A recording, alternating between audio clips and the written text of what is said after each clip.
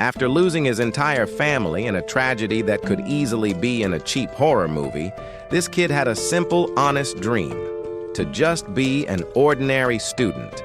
But since fate loves to spit in the face of other people's dreams, he ended up enrolled in a military school where they basically turned people into demons through experiments that would make any Nazi scientist look like an amateur intern. And as if that wasn't enough, the boy discovered he's immortal, because apparently the universe decided he hadn't suffered enough yet.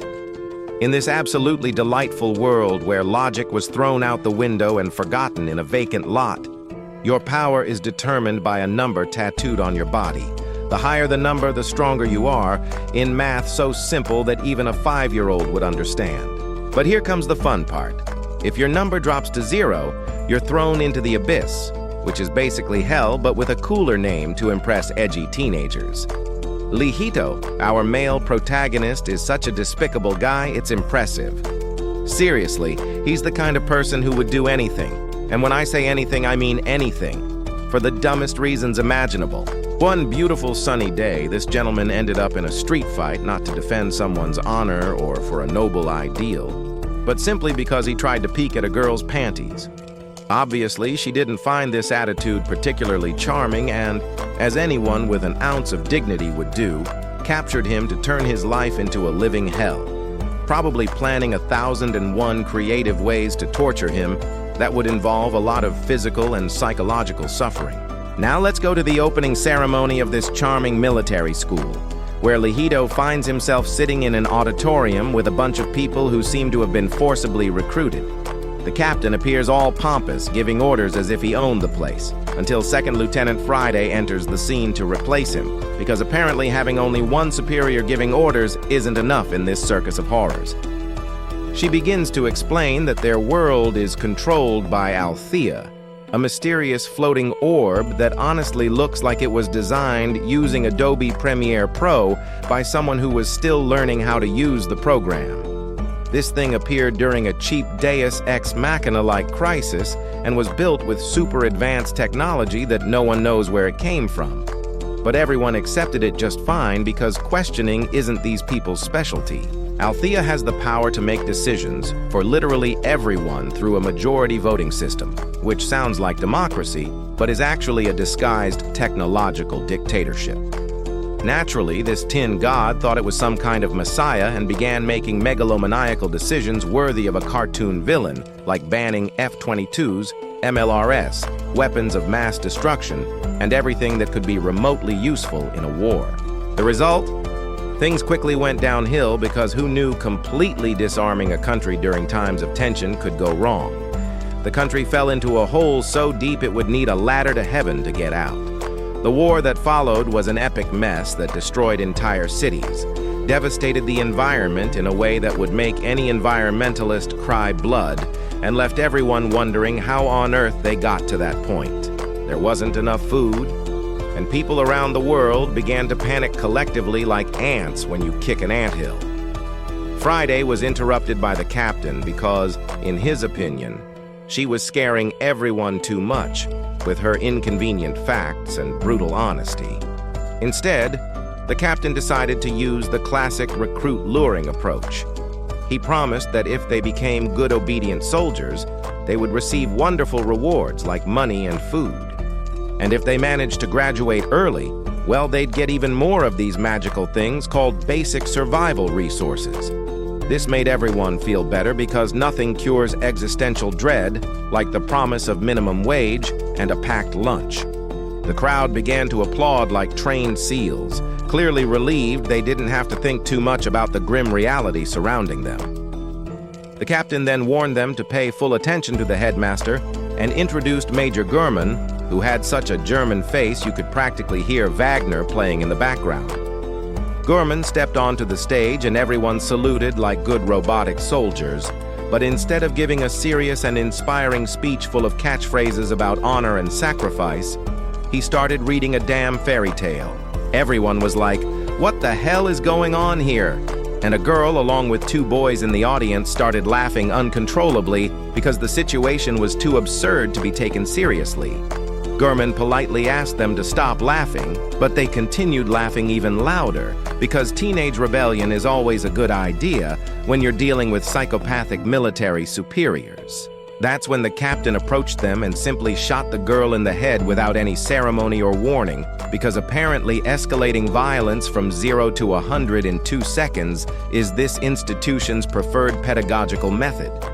He said that when Gurman tells you to be quiet, you be quiet the same way the girl who was laughing a few seconds ago became. The captain then dropped a pearl of wisdom: a good soldier follows orders without questioning, and sent the 2 boys who were laughing to hell along with their dead friend.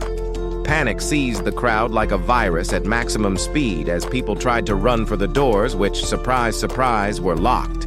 They began screaming for help in a symphony of despair, but the captain simply fired into the air to shut everyone up, because nothing resolves a tense situation like more gun violence.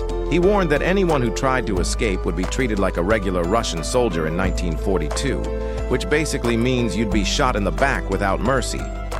As he was about to execute a few more students to make an educational example, Lihito approached the headmaster holding a random stick and offered it as if it were the sword Excalibur. The captain thought Lihito was making a very bad taste joke, but Lihito insisted he was serious, pointing the stick as if it were a knife or any other deadly weapon his imagination allowed. Gurman told Lihito to be serious and began explaining how to hold his leg correctly, because apparently even hand-to-hand combat classes have a specific curriculum in this insane school. He even demonstrated using Lihito's own hands, showing exactly how to make the move, like a martial arts teacher instructing a completely lost novice. Gurman stated that even a weak person like an ordinary girl could go through this procedure if done right, which sounded vaguely sexist, but no one was going to question the psychopathic headmaster at that specific moment. Lihito asked if Gurman was really serious about stabbing his own leg with a damn stick. Gurman replied that the best way to win the war was to have no one else alive, and if Lihito succeeded, no one else would be hurt. In logic so twisted it would make Aristotle turn in his grave. But if his mind failed in this absolutely insane task, probably those random people in the audience would die. So no pressure or anything. Not to sound dramatic, but look at their faces. Clearly no one was born for this, and everyone would rather be anywhere else in the universe. The headmaster asked Lihito to choose, and Lihito dropped the stick because it's not every day you're forced to self-mutilate in front of an audience full of strangers. This made Gurman slightly annoyed, but then Lihito went completely crazy and actually started doing what Gurman asked, because apparently peer pressure works even when it involves self-inflicted violence. The headmaster asked if he really didn't want to die, warning that unless Lihito died, everyone there would die together in a kind of collective emotional blackmail. But instead of obeying like a trained puppy, Lihito stepped forward and said the headmaster should kill him first, starting to talk about morality and other philosophical nonsense he probably read in an old book in his grandmother's attic. Gurman stood up and agreed to do what Lihito wanted, releasing such a terrifying dark aura that half the audience probably wet their pants. However, Lihito remained impassive and looked directly into Gurman's eyes without blinking, which surprised the headmaster because people usually tremble when he does his intimidating villain act. Friday stepped in to calm the situation and suggested they take a break because things were clearly escalating too quickly. Suddenly, those who were attacked stood up like zombies in a B-movie and realized they were still alive because only blanks hit them, in a revelation that would be shocking if it weren't so obvious. The captain put away his weapon and introduced himself as Captain Allen, one of their favorite instructors who loves playing traumatizing pranks on novice students. He emphasized the importance of following orders in battle to survive, because those who panic, cry, or laugh are the first to die horribly and painfully. Friday cheerfully announced the end of the opening ceremony and dismissed everyone, probably happy not to have to witness anyone else being psychologically tortured for today. Gurman had a private conversation with Captain Allen in his office, expressing interest in Lihito, but Allen found the samurai boy named Takiko more intriguing. because apparently there are preferences even among sadistic instructors. Gurman explained that Lihito touched Alan's drum before he shot, an observation that sounded impressive if you ignored all the traumatic context. But Takiko moved after Alan had already fired the first shot, which was technically more impressive if you're analytical about these things. Alan asked if Gurman was making Lihito the leader, but Gurman said not yet because turning a pervert into a military leader probably wasn't the best human resources strategy. Gurman recognized Lihito's potential and suggested making him a candidate to see how far he could go before completely collapsing under pressure. The first class began at the school with none other than Headmaster Gurman at the front, because he clearly had nothing else to do but torment teenagers. He began by introducing the school rules, including something called the count system, that was apparently super important to all of them and would literally determine everything in their lives. Each student received 2 counts, and if they collected 10 counts, they would officially join the military as full members. Their families would receive gold bars because family bribery is always a good motivator, fresh boxes of food labeled food in case someone couldn't identify nutrients, and some gold coins from the school because apparently this place's economy ran on old MMORPGs. However, if a student's count dropped to 0, they would be considered useless and immediately sent to a nearby village, which sounded like exile but with a friendlier name. When asked how they could get more counts, Gurman explained that several different activities would earn counts, but if they wanted a quick shortcut, they would need to steal from each other using any method necessary, basically turning the school into an educational battle royale. So that's it, the theme is essentially battle royale but with uniforms and a thin veneer of civilization. However, there were rules for using violence to steal counts because even chaotic systems apparently need bureaucracy. Both parties must agree to wager their counts, and the winner can only take the number of counts wagered in a system called count stake that sounded like something you'd see in a shady casino. As everyone eagerly received their initial counts, it was Lihito's turn, but Gurman shocked him by saying there were no counts for him, as if he were saying, "Sorry, we forgot about you in the distribution." Lihito was confused and questioned this quite rightly, and Gurman explained that Lihito was in a special course where he needed to steal counts from another student in 3 days if he wanted to remain enrolled, an impossible mission worthy of Tom Cruise. After class, Lihito's friends were worried about him, but he assured them he wasn't thinking of stealing anyone's counts because apparently he had some hidden moral standard somewhere. He was only there to get Takiko out of school on a very specific rescue mission. Takiko explained that he was sent by his grandmother to protect Lihito, and Lihito agreed, saying he couldn't refuse her request since she brought him there like a package. Takiko asked to go home together, but refused, saying he wouldn't be a killer like Lihito, who was feared by his own grandmother in a super healthy family dynamic. Lihito couldn't understand why anyone would voluntarily want to become a soldier when literally any other career option was available. Meanwhile, Alan asked Gurman why he put Lihito in a special course, and Gurman explained that he wanted to test how Lihito would handle the situation and see if he met his sadistically specific expectations. On the second day, Lihito still hadn't gotten any counts, which deeply worried his classmates who genuinely cared about him despite him being a confessed pervert. Suddenly, one of them came in with alarming news that made everyone rush to the locker room, only to find their lockers destroyed and their counts stolen, because apparently security isn't a priority at this school. They quickly blamed Lihito since he was the only one without counts and therefore the most obvious suspect. But some students insisted he didn't steal their counts because believing in conspiracies is more fun. They started arguing about who was to blame when they heard a scream outside.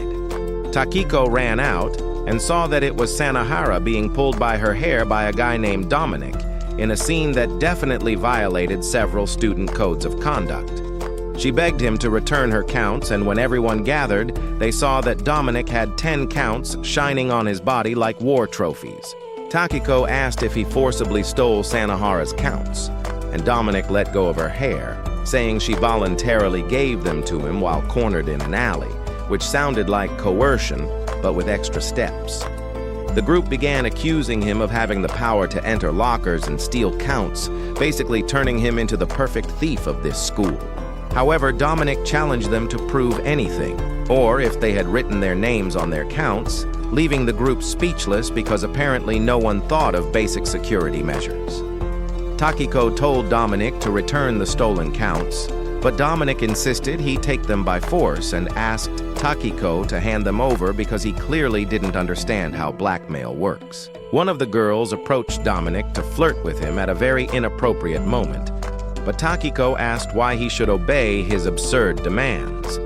Dominic revealed while looking like a creepy anime character that this was for his grandmother's safety, and fearing for her, Takiko reluctantly handed over his counts like an obedient grandson being blackmailed.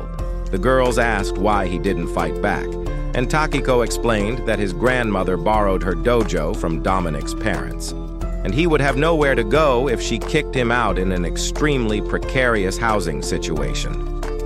After taking the counts, Dominic left probably laughing like a cartoon villain. The entire class offered to share their counts as if he were a beggar or something, which was sweet but also a bit humiliating. A girl offered Lihito one of her counts, but he politely refused, suggesting she give it to someone who really needed it in a rare display of altruism. Lihito also didn't understand why everyone was so desperate to become soldiers when there were much better professions available. Takiko rejected the offer of a count and decided to find a way to get one himself, showing he still had some pride left. The next day, Takiko still hadn't gotten a single count, which deeply disappointed him. Lihito tried to comfort him by saying it was fine because Takiko didn't want to be a soldier anyway, so what was the problem? However, Takiko revealed that his grandmother was starving and getting thinner and thinner, sacrificing her own food rations to feed them in a matriarchal martyrdom. Despite his efforts to persuade her to eat, she stubbornly refused. So Takiko was determined to become a soldier to support her and even use his weapons to force her to eat if necessary, because nothing says "I love you" like an armed threat. Later that afternoon, the students who got 10 counts were instructed to gather near the main gate for their next phase of horrible training.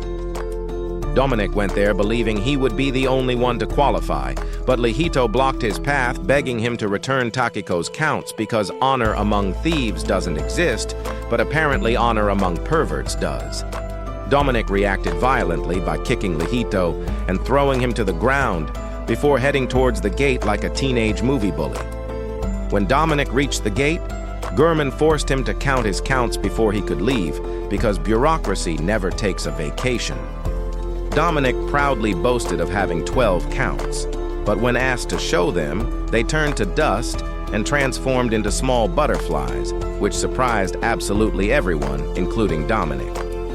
Lihito returned to the group with the actual counts in his mouth because he apparently swapped them, revealing he had performed a magic trick worthy of a third-rate prestidigitator. Dominic realized this and was furious while the rest of the class celebrated that Dominic's plan had failed miserably.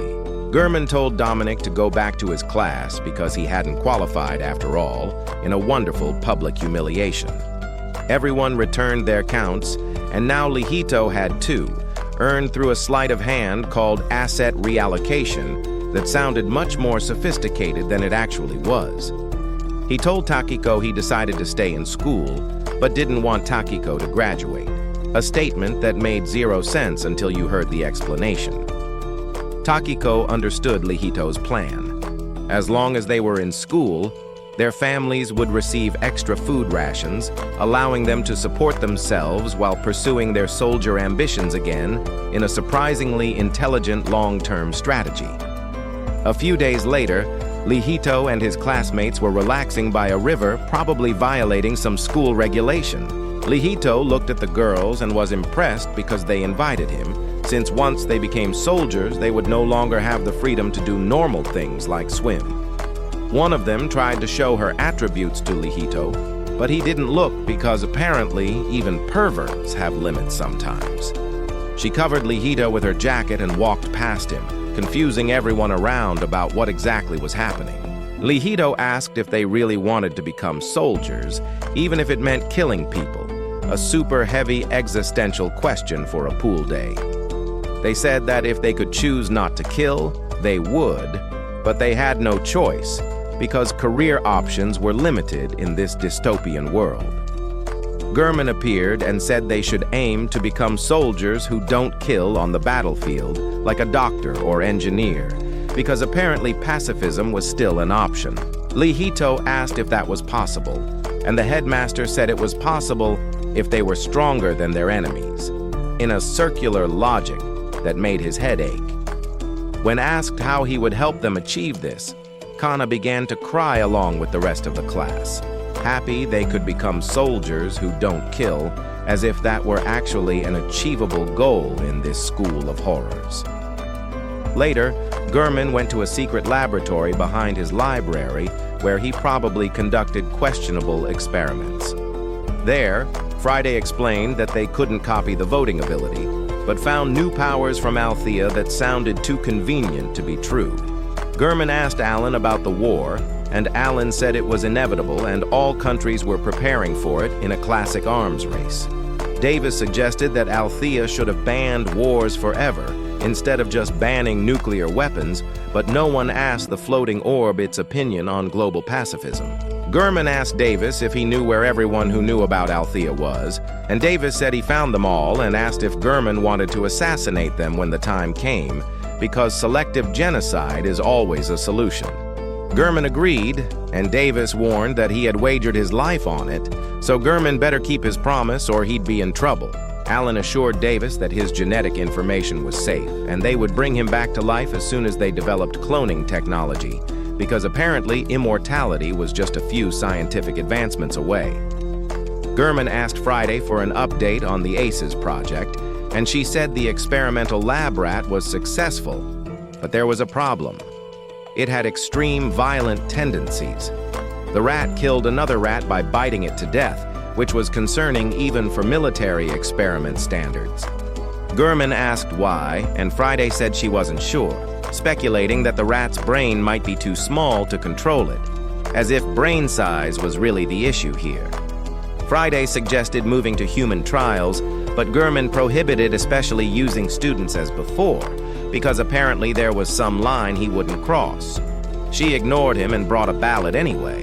She gave it to Gurman, and he wondered what would happen if they gave that to the surviving rat in a question that should have remained unanswered. Despite his objections, they did it anyway because scientific ethics are for the weak.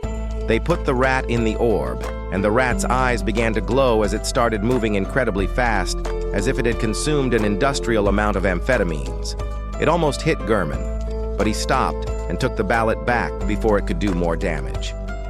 Gurman told Friday that the students wanted to become soldiers who don't kill, so they should stop experimenting on people because they would need them, in a rare display of human consideration from this psychopath. The class had finished their morning training completely exhausted like zombies after a marathon. Captain Allen reprimanded them for being tired because apparently superhuman stamina was a minimum requirement. Gurman entered saying it was good that they pushed their limits, because no one grows by staying in their comfort zone. Since they wanted to become soldiers who don't kill, he would begin their training by giving them appropriate weapons for each of them in a distribution that looked straight out of an RPG. Medieval weapons were distributed like swords and axes because nothing says modern like 13th century technology. They asked why they wouldn't use firearms, which would be much more effective in real combat. Gurman explained that while modern weapons dominate wars, it would eventually become close combat. So if they were better at hand-to-hand fighting, they could win, in logic that completely ignored centuries of evolution in military tactics. Afterwards, Gurman returned to the laboratory to see Friday, revealing his aspirations that they wouldn't need much in war, unlike previous wars fought for resources. This one was about controlling the excess population, which Gurman recognized as a way to eliminate unnecessary people in a casual genocidal plan. He insisted they should protect the students from this war because he apparently had a hidden sentimental side. Friday mentioned the ACE project and suggested moving to human trials, but Gurman chilled the room as a warning. He would no longer allow experiments on his students because lines needed to be drawn somewhere. Friday agreed, but her expression suggested she had other plans, which was fine because she was beautiful, and beautiful villains always get a free pass. Disturbing news reached them when they received word that Davis was killed, throwing the entire plan into chaos. Gurman told Alan that the most disturbing part was that Davis's death remained mysterious with no satisfactory explanation. They played a broadcast for Alan where they heard Davis say they had all been deceived in a dramatic last-minute revelation. The group panicked about what Davis meant by deceiving them, but Friday suggested it could be false information planted, recommending shifting focus to the ACE project because continuing as planned was easier than dealing with inconvenient revelations. Gurman was furious, accusing her of wanting to use students for experiments that could permanently harm them. He slammed Friday against the wall, but she remained calm, showing that Gurman's genes were the reason behind the violent tendencies observed in the rats, in a revelation that explained a lot. Gurman grew more furious, but Friday insisted they should proceed with human trials or stop the project completely because staying in the middle was useless. DNA analysis revealed a candidate with high compatibility, and she refused to reveal who the candidate was just to maintain suspense. In Gurman's office, he met Lihito and explained the situation to him with surprising honesty. Lihito was fine with it as long as he ensured everyone's safety and allowed them to become soldiers who don't kill, because apparently being a human guinea pig was a small price to pay. The class members were worried about Lihito's call for surgery as if he were going to the slaughterhouse.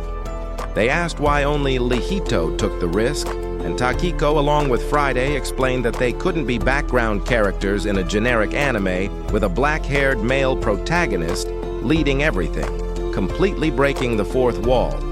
However, Friday explained that the operation was for their protection, and since they weren't professional soldiers, they needed someone with special abilities, and Lihito was the perfect match for reasons Friday didn't elaborate on.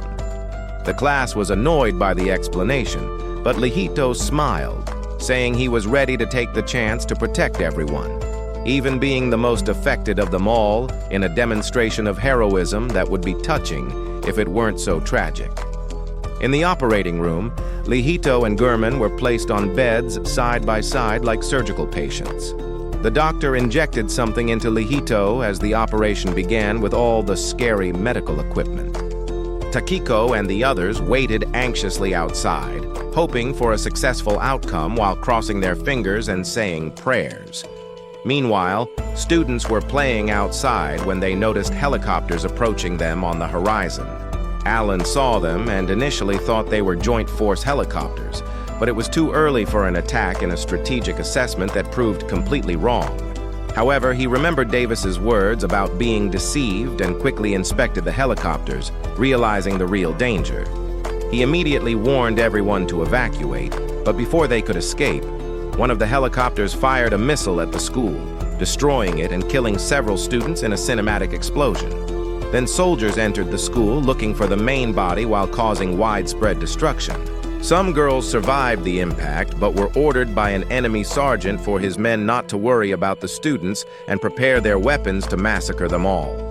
While chaos unfolded outside, the operation continued smoothly inside the armored building.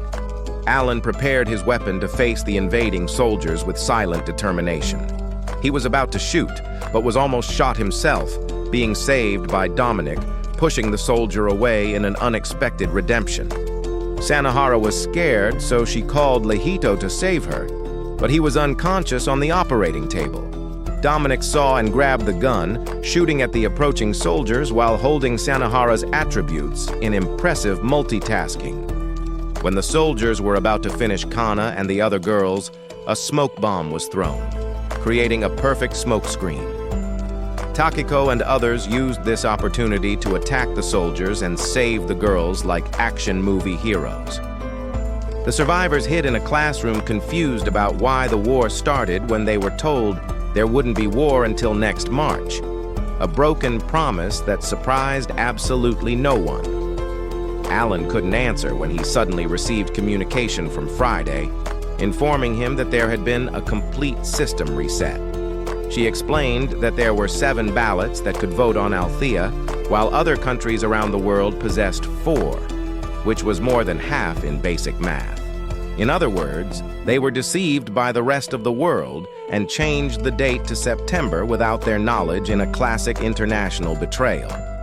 As Friday narrated this revelation, Alan asked if she was enjoying herself, but she denied it, although her tone suggested otherwise.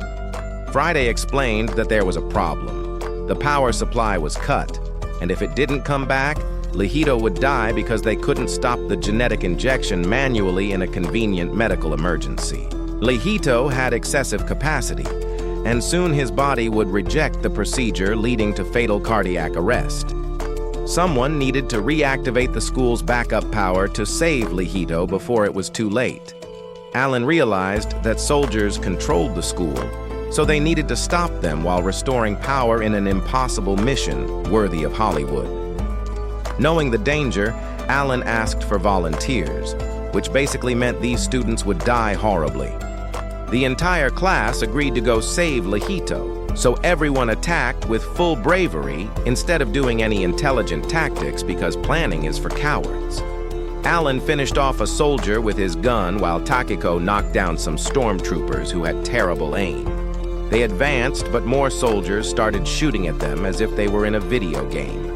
Alan quickly gunned them down and then declared the path was clear in an optimistic assessment. They reached the power room, and Alan took down 2 soldiers so they could proceed to save the mission.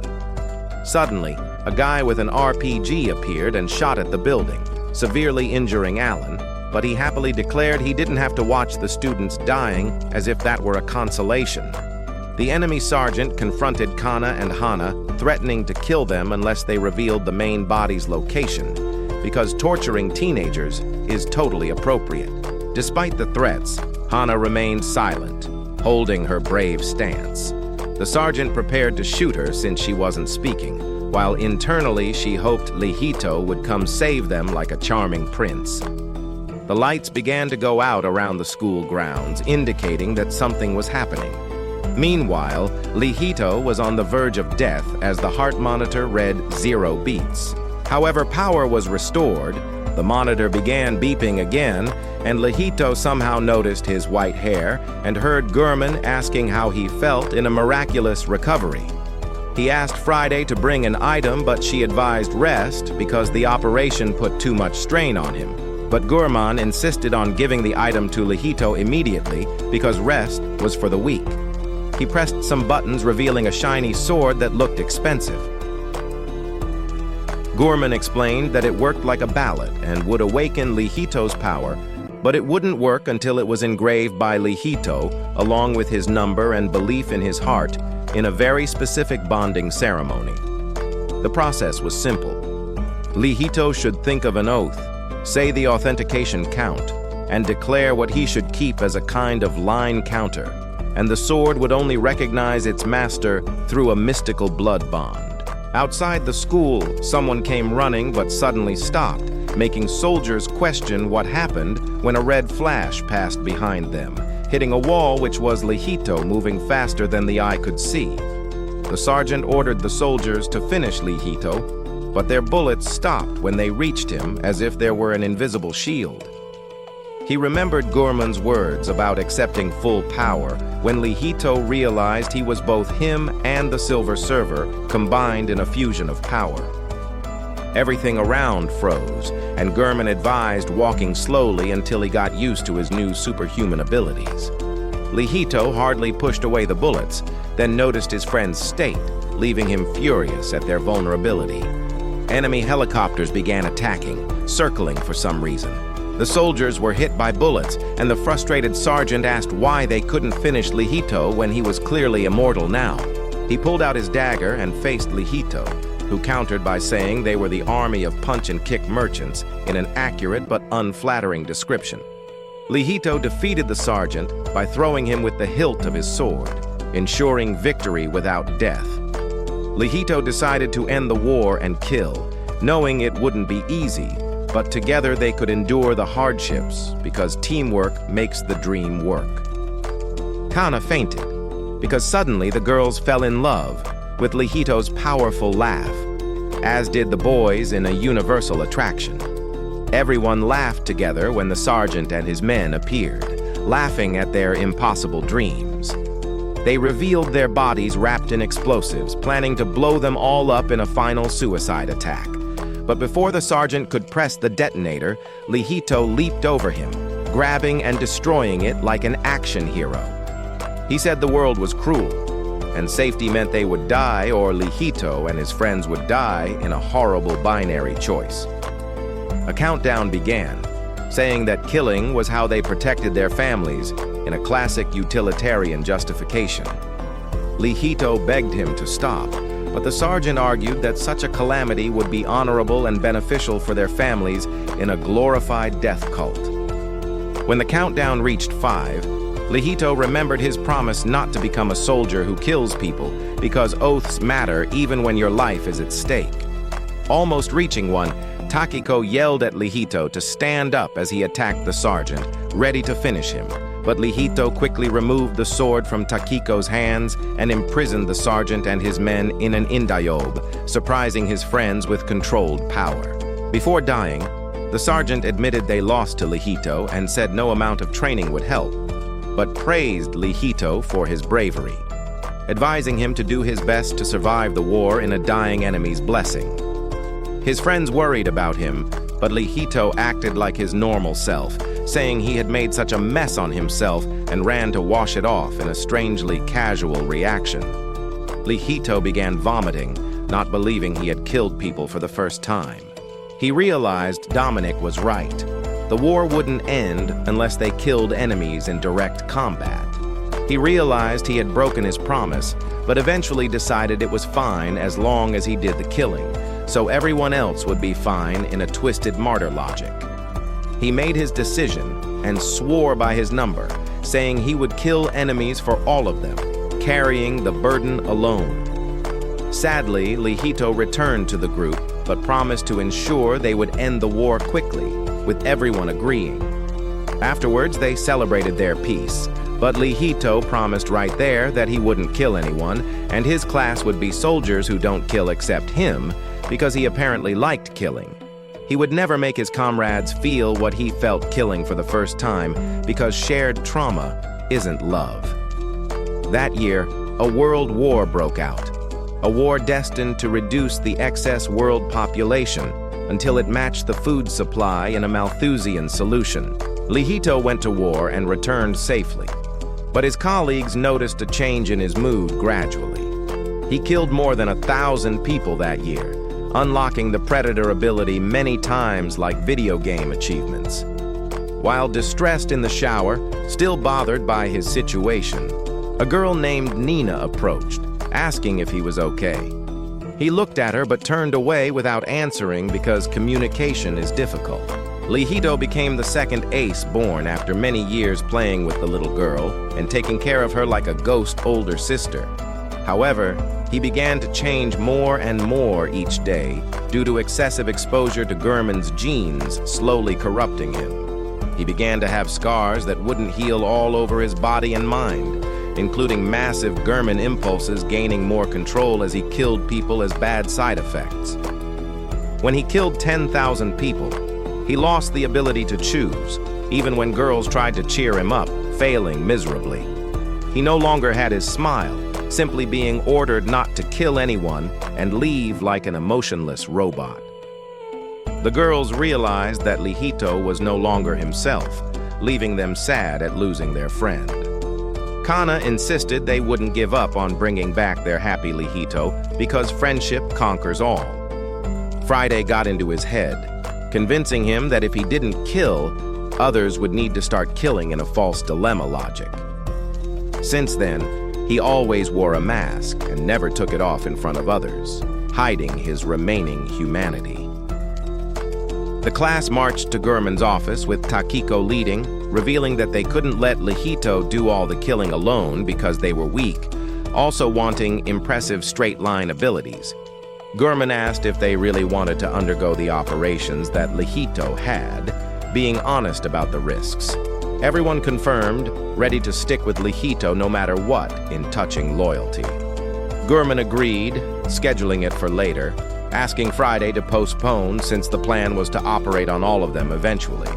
4 successes were found, becoming aces: Takiko, Dominic, Sanahara, and Captain Allen in a team of super soldiers. They would stop Lihito from all the killing, carrying the burden together. However, when Takiko and Sanahara tried to follow Lihito on his next mission, he ordered them not to, threatening to kill them if they disobeyed because friendship has limits. They didn't believe Lihito's attitude had become so cold, unaware that Lihito was suffering on the battlefield, but couldn't take him seriously because of the ridiculous mask he chose. Friday told Allen and Gurman it was time to conduct an open operation targeting other ballots, warning that they would be defeated if they remained defensively strategic. Allen agreed, but Gurman hesitated, wanting to start a second plan called Althea, a mysterious backup. Friday explained that they could obtain immeasurable power by capturing all 7 original ballots and using the accumulated power of votes to create an alternate reality. Using that power, they could create their Althea utopia before it was too late, saving at least some. Gurman agreed, saying there was no hope of saving the world, but they could save students by creating a refuge. Gurman acknowledged that he didn't trust Lihito for this, but would accept all blame on himself because leadership means responsibility.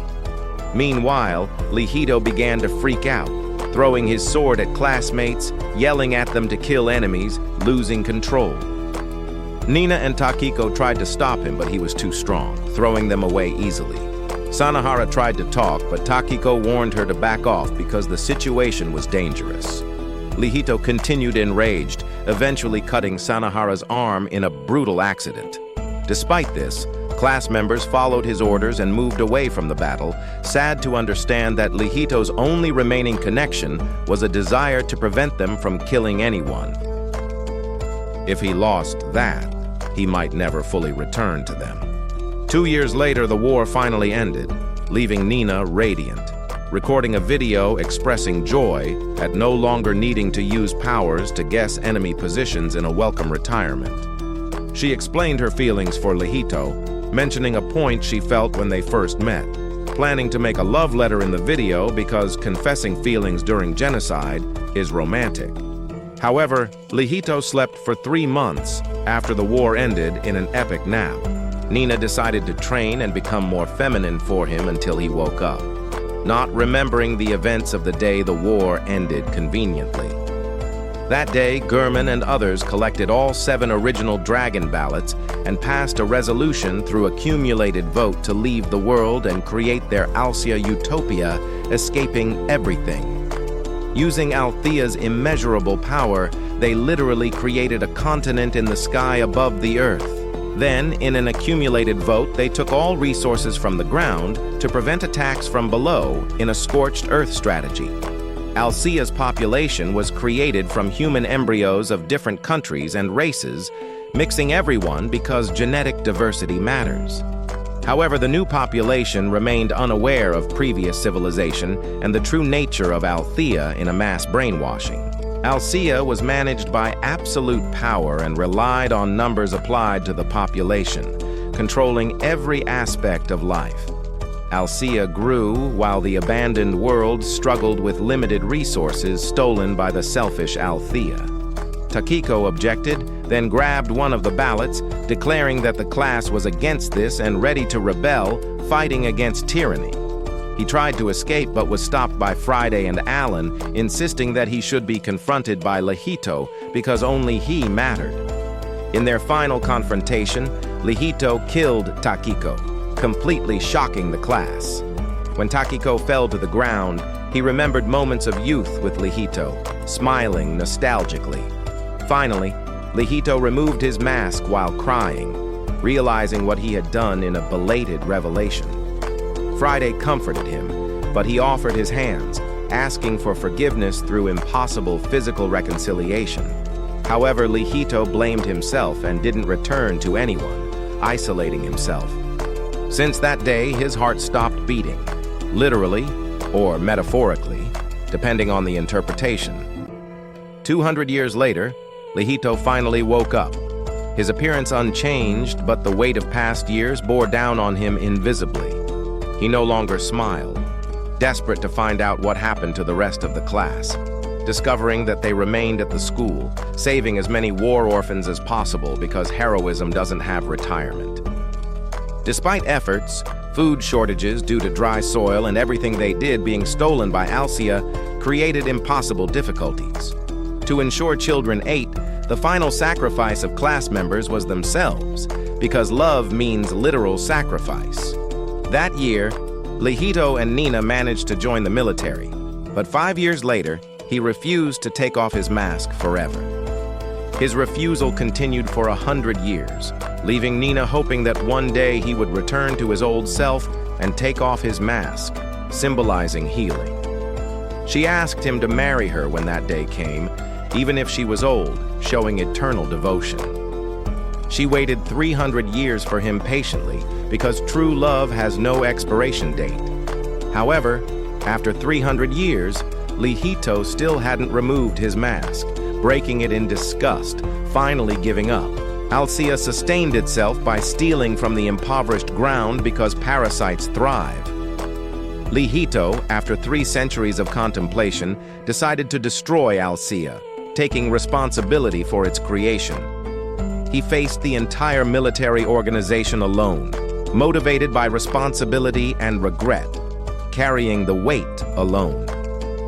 Meanwhile, a girl named Hana followed her mother wide-eyed, being pulled into a mysterious dark hole. But before disappearing, her mother gave her a special ballot, telling her to find the legendary ace no matter what, on a deathbed mission. With a heavy heart, she buried her mother and began her journey, feeling alone since childhood, thinking she was always existentially alone. After a long journey, Hana arrived at a bustling city, deciding to rest at a resort, regaining energy. There, she met girls traveling from far away, also making connections. When she mentioned looking for an important person, the legendary ace, the girls were shocked, thinking it was just a fairy tale because legends are mythology. Suddenly, a strange doll flew to them in the spring, and Lihito appeared, scaring the girls except Hana, who remained strangely calm. Lihito quickly asked for money, but she was scared, running away because 300 years of a guy chasing and asking for money and food is scary. Fortunately, she was saved by Nina, now an adult, protecting her from Lihito, giving her food and a shield. Nina asked Hana's name and where she came from, curious. Hana explained she came from a small place in the deep mountains, just her and her mother in an isolated life.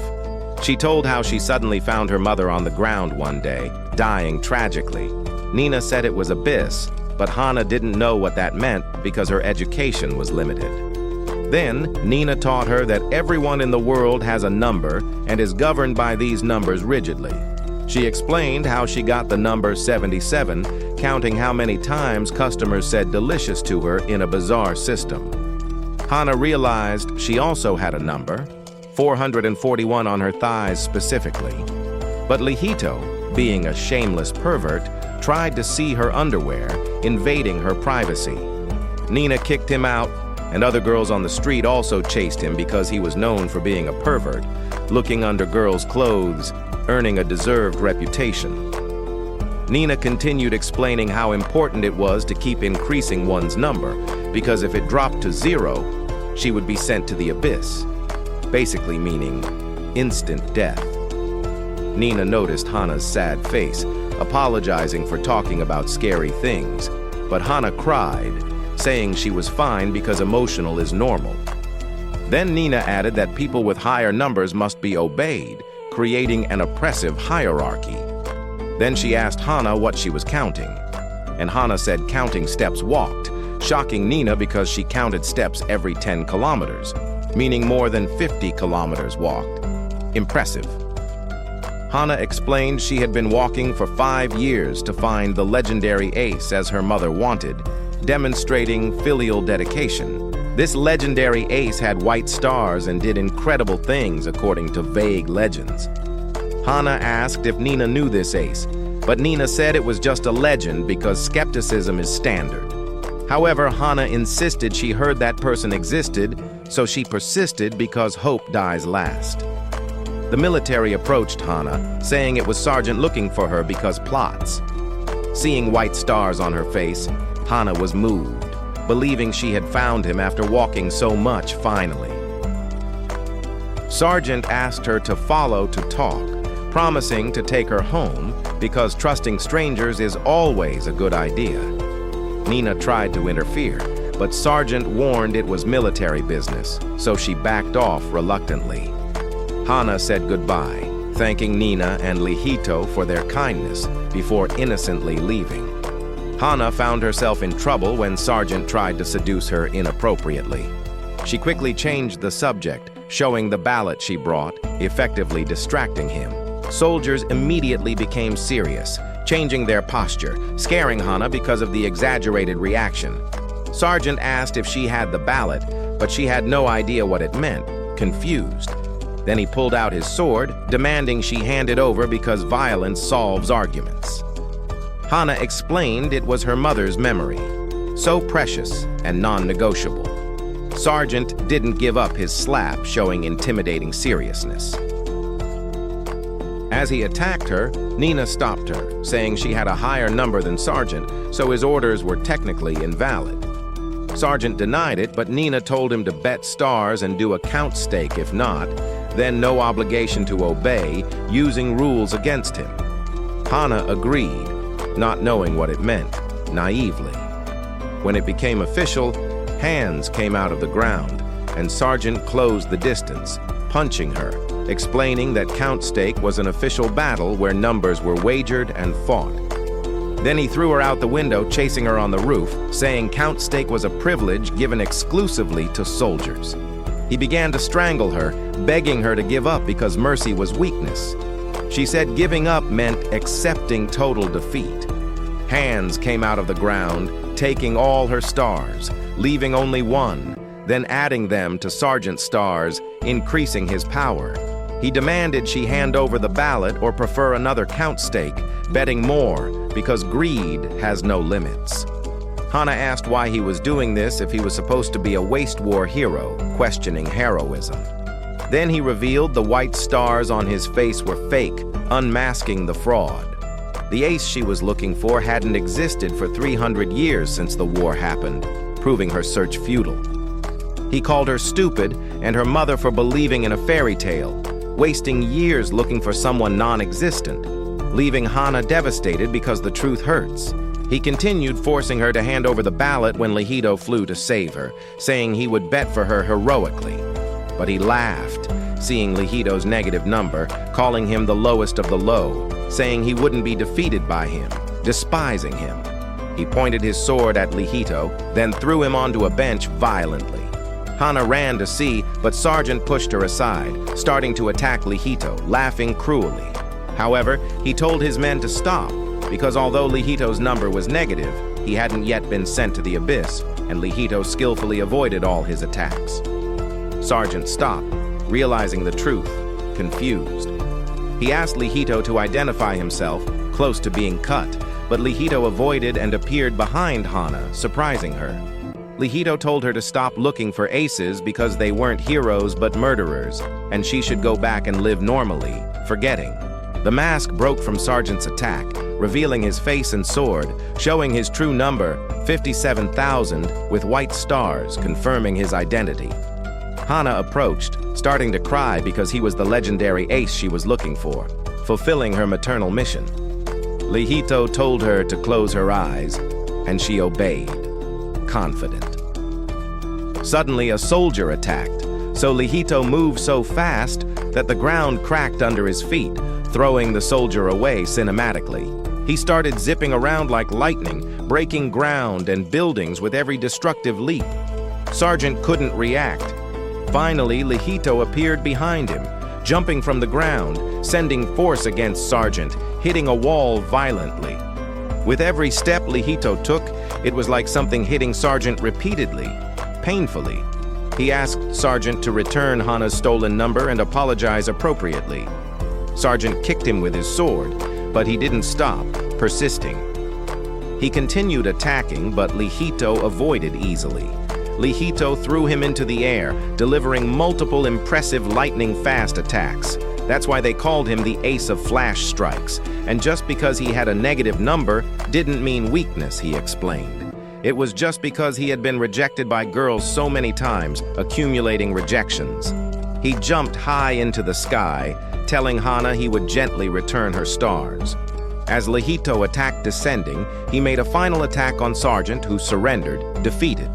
Hands took 750 numbers from Sergeant, leaving only one, giving Hana a total of 760, changing her life. Lihito said he was fine, and she started crying with relief, happy. Then he asked for her ballot, saying he could sell it for a good price because it was practical. Hana was confused, and Lihito said it was because she had more numbers now, but if she didn't want to, she could bet her stars. Offering. Hana cried again, saying her mother called her Hana, implying a connection. Lihito gave her a doll for the ballot, saying he wasn't the ace she was looking for, before enigmatically leaving. Hana returned to Nina, explaining how Lihito took her ballot, telling the story. Nina examined the doll Lihito left, then returned it to Hana, telling her to hold it, and she would soon find out. Hana looked at the doll, confused, but suddenly it exploded into flowers, revealing the ballot inside, surprising her. Nina explained that it wasn't stolen by Lihito, but hidden inside the doll secretly. Holding the ballot was a serious crime against Althea's laws, scaring Hana of the danger. In a small town in the middle of nowhere, two military officers, Lena and Pedro, kindly helped the townspeople. Lena did most of the work while her number increased based on people helped, rewarding virtue. Pedro said that despite all this, she wasn't promoted, but Lena didn't care as long as she helped people because true altruism. Nina said she wouldn't go on a mission capturing criminals if she saw one, determined. Then Pedro showed a wanted poster of Lihito sent by HQ, showing the mysterious legendary ace wearing a mask. But Lena didn't believe legendary aces were still alive, and it was strange for someone to walk around with an absurd mask. However, ironically, they saw a person in a pudding costume wearing a mask coincidentally. Lena approached, trying to remove it, saying the description matched the poster, but the person insisted the masks were technically different. Lena realized the truth, letting him go, apologizing for the mistake. As he left, Lihito revealed to Lena and the residents that he was behind the mask, and they began to chase him because of recognition. But suddenly, Lihito stopped, making Lena think he might surrender, confused. However, Lihito screamed to stop, pushing her away when iron thorns came out of the ground where she was, almost impaling her, saving her life. Behind Lihito were soldiers, and Pedro quickly greeted their leader, Lieutenant Jail, respectfully. Jail introduced himself to Lena, then moments later attacked Lihito using iron bars rising from the ground violently. Lihito tried to avoid by climbing a hill, but iron also emerged from the hill, chasing him. Then Lihito diverted his route, releasing flash strikes, jumping so fast they couldn't see him escaping. He tried to flee, but Jail blocked him in the air, shooting a large iron bar, pushing him back to the ground, forcing him down. Lihito realized that Jail not only had a strong number of 900. Jail trapped Lihito and himself inside an iron fence, revealing he hid his true number because he didn't want a promotion, wanting to remain behind a desk, continuing to fight and punish evil. Jail revealed his true number to be 12,500. Impressive. Jail launched a large iron bar at Lihito, who tried to block it with his sword, but the iron kept coming relentlessly. Jail shot one from the side, hitting Lihito, throwing him far brutally. Lena and others began to worry, but Lihito started jumping faster than before, trying to surprise Jail's attack, failing. Jail predicted and moved away, knowing patterns. Then he used an iron bar, emerging exactly where Lihito was, throwing his sword away, disarming him. Now unarmed, they exchanged punches, but neither hit the other, standing still. Jael grabbed Lihito's arm, twisting it, then kicked him violently. Finally, Lihito's sword fell from the sky, and Jael picked it up, returning it to Lihito, saying his famous flash strike was too slow, and Lihito was poorly meeting expectations, disappointing. He jumped high into the air, and soldiers asked Jael to retreat because if reports were true, Jael couldn't stop Lihito's high-altitude strike, warning him. But Jael didn't move, confident. So Lihito jumped, attacking Jael, launching an iron bar against him, blocking it easily. Jael realized Lihito could only jump, not fly in the air, a limitation. Then he started throwing multiple iron bars at Lihito, forcing him to avoid them all, exhausting him. Jael told Lihito that numbers were based on beliefs, and the iron he created was based on those beliefs, explaining his philosophy. That's why he could subdue any criminal, being known as Iron Will Iron Jael, feared. Lihito, unable to avoid the iron bars, fell straight into a large iron bar launched by Jael from the ground, knocking him out completely. Then he imprisoned him in an iron cage, successfully capturing him. He removed the iron fence, then Lihito accepted defeat, surrendering. But Jael didn't stop, creating an iron whip to beat Lihito, continuing. But to Lena's surprise, she jumped in front, blocking the attack bravely. She confronted Jael, begging him to slow down, but he reprimanded her, saying that's why she was below him, because she didn't have the determination to be a military officer, criticizing her. Jael told her to stop wasting time on useless tasks, focusing on military duties instead because priorities. Lena tried to explain soldiers stole counts, but Jael said it was their problem, not his. Insensitive. He continued saying if they could prove it was stolen by force, he would prosecute the culprit, but evidence was technically necessary. Lena had no proof, so Jael said to recover it, proving her strength, resolving it. Lena suggested a count stake against Dominic, but Jael refused, saying without proof it was legally impossible. Then he ordered Lena out of the way, but Lihito broke free from the iron, revealing he didn't cut Jael's iron because it would destroy the city, revealing his restraint. Jael was surprised, saying it meant Lihito had hidden his true power. He surrounded himself with iron arms, attacking Lihito, who blocked the attack with his sword defensively. The confrontation released tremendous energy, causing the ground to crack, making Lena fall off the edge of the cliff dangerously. Jael immediately stopped attacking Lihito, going to Lena, but Lihito was faster, saving her because of his speed. Lena opened her eyes, seeing Lihito holding her, but he ruined the moment by saying she was heavy, offending her, making her furious. She tried to punch him, but Lihito avoided, then threw her to Jael, who was still jumping down comically. Lihito warned Jael, but he wouldn't let him escape, determined. Unable to fight while falling, Jael decided to go back, creating iron steps from the rock to climb up again. Ingenious.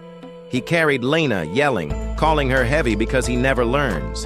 He remembered what Lihito said about the city being peaceful because of Lena, so he decided to help her project kindly. Jael created a park for children using iron, saying they had 3 days to fill it with plaster because iron didn't last long away from him, a limitation. Not long after, Jael decided to accompany her on her next mission, cheering her up with hope. Lihito was walking in the market with Hana when Lena approached, reprimanding him for looking for him because of their friendship. Lena thanked him for saving her life, but then tried to arrest him because she was a criminal, an internal conflict. The conversation ended when Jael appeared to fight Lihito, determined. He created iron from the ground, scaring people away, then armed himself with iron, starting to fight, showing. He told Lihito not to hold back, revealing his true power, demanding it. Lihito backed off, about to punch him, but then Nina called their attention, saying the fight was messing up the city, stopping them. She ordered them to clean up afterwards, and both lowered their weapons, obeying her authority. Jael woke up in the middle of the square, finding it empty, confused. Nina left them drunk until they passed out, an effective strategy. She found Lena and Pedro, saying they needed to follow them quickly. Meanwhile, Lihito and his group went to Anses, while Jael's group went to Linden, thinking Lihito was there. But they were deceived. They found a weak soldier fallen on the road, injured.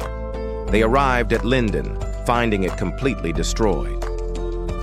Pedro drew Jael's attention to the lake, now a dark, bottomless, threatening abyss. They weren't sure about the abyss, seeing a wounded soldier survivor. He asked what happened, and the soldier said a demon came out of the terrifying abyss. He said it had been a peaceful day, but the ground started to shake, and looking up, they saw the lake replaced by a large, apocalyptic black hole. Then a demon appeared, but the soldier was too shocked to explain its appearance, traumatized. He forced himself to speak and said the demon came, and weapons and swords were useless against it. Before they knew it, everything was destroyed, and people were swept away by fire vomited by it. Horrible. Jael said it must have a ballot with firepower, but the soldier screamed it wasn't human, but a demon, then disappeared. Terrifying.